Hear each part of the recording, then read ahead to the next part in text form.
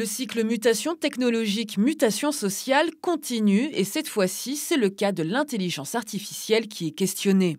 Discipline scientifique née il y a exactement 60 ans, l'intelligence artificielle ou IA est une simulation de l'intelligence humaine insérée dans les machines et logiciels. Une technologie aujourd'hui bien présente dans nos vies. Alors la place de l'homme, là, elle est multiple. D'abord parce que l'objectif de l'intelligence artificielle, c'est de mieux comprendre l'intelligence, en particulier l'intelligence humaine.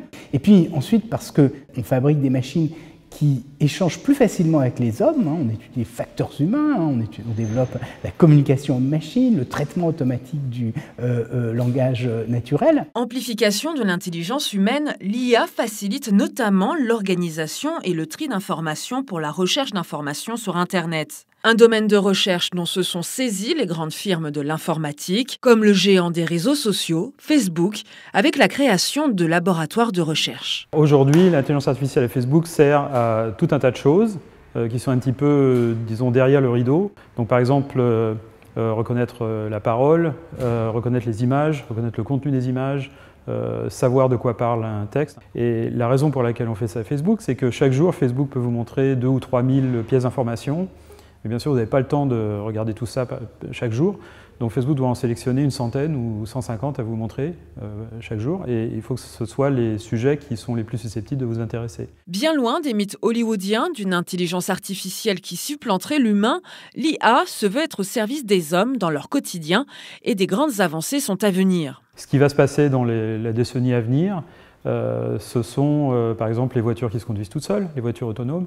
Donc ça va complètement transformer la société. Beaucoup de gens n'auront plus besoin de posséder une voiture, il suffira de l'appeler sur votre téléphone mobile. Les méthodes de reconnaissance d'images qui font d'énormes progrès en ce moment vont complètement transformer l'analyse des images médicales.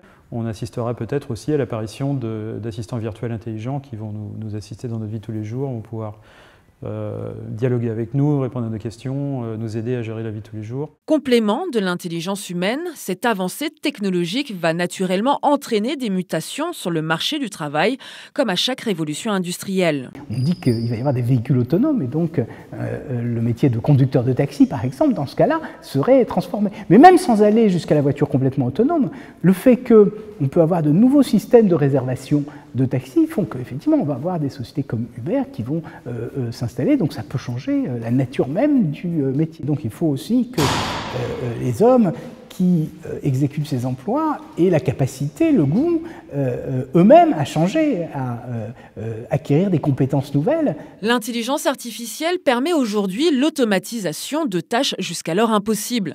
Mais tous les spécialistes s'accordent à dire que ces potentialités trouveront une place dans notre quotidien à la seule condition que la société valide et approuve l'utilisation de cette mutation technologique.